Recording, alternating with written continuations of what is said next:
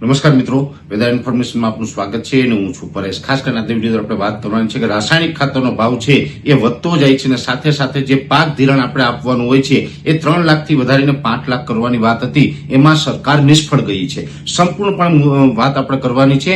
હવે સૌ પ્રથમ તો આપણે જોવા જઈએ તો સરકારે થોડા દિવસ પહેલા એક જાહેરાત કરી હતી। થોડા દિવસ પહેલા એટલે લગભગ 1 વર્ષ થવા આવ્યું છે અને એની અંદર સરકારે જે જાહેરાત કરી હતી કે જે પાક ધિરાણ 3 લાખ સુધીનું જે 0% ખેડૂતને મળે છે એની જગ્યાએ 3 ની જગ્યાએ હવે 5 લાખ સુધી આપવામાં આવશે।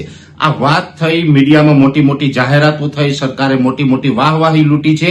આ જ દિવસ સુધી હજી 3 લાખના 5 લાખ નથી કર્યા, એટલે કે એનો જે પરિપત્ર થવો જોઈએ આ બેંકોને પરિપત્ર નથી કર્યો એટલે ખેડૂતને આ લાભ છે એ મળતો નથી। એટલે તાત્કાલિક ધોરણે આ 3 લાખના 5 લાખ જે પાક ધિરાણ કરવાનું છે એનો પરિપત્ર થવો જોઈએ, કેમ કે હવે ચોમાસુ પાક વાવેતર કરવાનો સમય નજીક આવ્યો છે।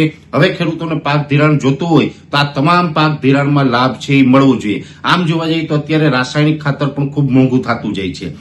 મેં તો એક સર્વે કાઢ્યું છે, એની અંદર જોવા જઈએ તો જે આપણે ખેડૂતોનું ઉત્પાદન છે જેની અંદર મગફળી, કપાસ, ચણા, ઘઉં, ડુંગળી વગેરે અલગ અલગ જે પાકોનું સર્વે કર્યું છે 2016 થી લઈ અને આજે 2026 છેલ્લા 10 વર્ષની અંદર એવરેજ અલગ અલગ જે આપણી જણસ છે અલગ અલગ રીતે એવરેજ સરેરાશ 32%નો ભાવનો ઘટાડો થયો છે।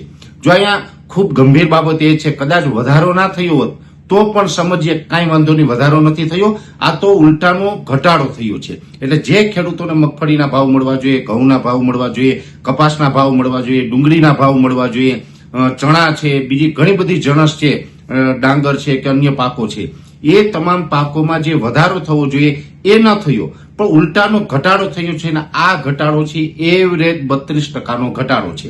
એની સામે પાછા ખર્ચની વાત કરીએ તો ખર્ચની અંદર ખૂબ વધારો થયો છે, જેમાં મજૂરી ખર્ચથી લઈ, ડીઝલ પેટ્રોલથી લઈ અને સાથે રાસાયણિક ખાતર। જો કે ભલે અમે રાસાયણિક ખાતર વાપરવાની ના પાડતા હોય છે, છતાં પણ આજે બધા જ પાસે પશુપાલન નથી, પોતે જાતિ ખેતી ન કરતા હોય તો એને ફરજિયાતપણે રાસાયણિક ખાતર વાપરવું પડતું હોય છે। રાસાયણિક ખાતર છે એ આ દેશની અંદર લગભગ 90% આસપાસ ખેડૂતો રાસાયણિક ખેતી કરે છે અને રાસાયણિક ખાતર વાપરે છે। એ ખાતરોની અંદર હમણાં છેલ્લે પણ થોડા દિવસ પહેલા ધરખમ વધારો થયો છે। પછી કોઈ પણ પ્રકારનું પાયાનું ખાતર હોય, અત્યારે આમ જોવા જઈએ તો પાયાના ખાતરમાં ડીએપી, એનપીકે, એએસપી આ બધા પ્રકારના આપણે પાયાના ખાતર વાપરતા હોય છે કે જેની અંદર નાઇટ્રોજન, ફોસ્ફરસ, પોટાશ અલગ અલગ પ્રમાણમાં ફર્સ્ટ ગ્રેડના તત્વો હોય છે। આ તમામ ખાતરમાં ભાવમાં વધારો થયો છે અને સાથે ખેડૂતની આવકમાં ઘટાડો થયો છે। એટલે વધારો થયો છે એ લગભગ 70 થી 80%નો છે, ઘટાડો છે એ 32%નો છે આવકમાં। એટલે સંપૂર્ણપણે જોવા જઈએ તો આ ખેતી હવે જો ખેડૂતને કરવી હોય તો આ સરકાર માટે, મોટા મોટા ઉદ્યોગપતિ માટે કરે તો થાય, આ ખેતીની અંદર ખેડૂત માટે કશું થાય એવું નથી।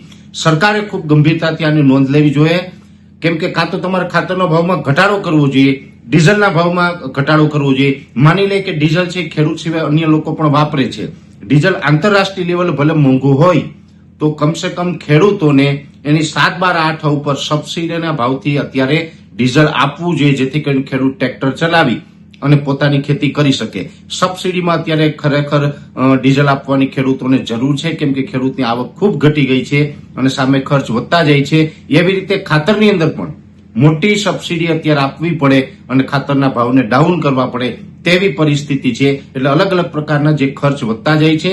સરકારે 1% પણ જો ખેડૂતનો વિચાર કર્યો હોત તો કાં તો ભાવ ના વધારી આવત અથવા તો જે ખેડૂતોની જણસનો જે પાકનો ભાવ હોય એમાં વધારો કર્યો હોત। બેમાંથી એક કરવાની જરૂર હતી, પણ આ સંપૂર્ણ નિર્ણય લાગે છે કે આ સરકારની નીતિ અત્યારે માત્ર ખેડૂતોને લૂંટી લેવા, ચૂસી લેવા અને મોટા માણસો છે જે ઉદ્યોગપતિઓ છે એને લાભ પહોંચાડવાનો હોય એવું અત્યારે લાગી રહ્યું છે। જો કે આ વાત હું છેલ્લા 10 વર્ષથી કહી રહ્યો છું, છતાં પણ ઘણી વખત એવું પણ બન્યું છે કે અમે ઘણી વખત અપીલો કરી, દલીલો કરી, એનું ઘણી વખત સારું પરિણામ પણ મળ્યું છે। પણ અત્યારે જે આ અમારો પ્રોબ્લેમ છે ખેડૂતોનો એ ખૂબ ગંભીર છે।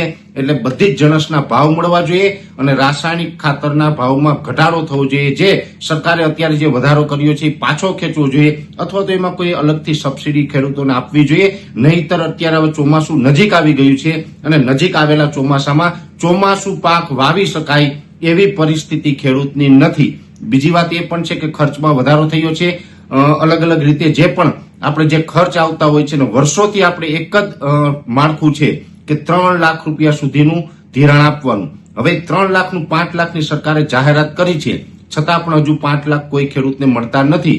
તો એ પરિપત્ર કરી અને ચાલુ વર્ષે એટલે કે 2026ના ચોમાસુ પાકમાં એ લાભ મળે એટલે સરકારે 5 લાખ રૂપિયા સુધીનું પાક ધિરાણ આપવું જોઈએ.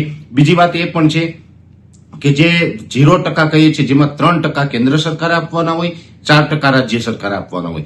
જે 4% રાજ્ય સરકારે આપવાના હોય છે મોટા ભાગના એટલે કે લગભગ 90% ઉપર ખેડૂતોને હજુ સુધી રકમ મળી નથી. એટલે એ પણ સરકારે અત્યારે તાત્કાલિક આપવી જોઈએ. વાવેતરનો સમય છે, ખેડૂતોને ઉપયોગી થાય એટલે એ પણ આપવું જોઈએ. અમે અત્યારે જે આપણે આ પરિસ્થિતિ છે કે ખર્ચ વધતો જાય છે અને આવક ઘટતી જાય છે, એને કારણે ખેડૂતો દેવામાં ડૂબેલા છે. એટલા માટે જ અમે આંદોલન પણ કર્યું હતું, એટલા માટે જ અમે કૃષિ મંત્રીને પણ મળ્યા અને એટલા માટે જ અમે વારંવાર અપીલ કરી રહ્યા છીએ કે આ તમારી ભૂલને કારણે ખેડૂત ઉપર જે દેવું થયું છે તો આ દેવું હવે તમારે માફ કરવું જોઈએ.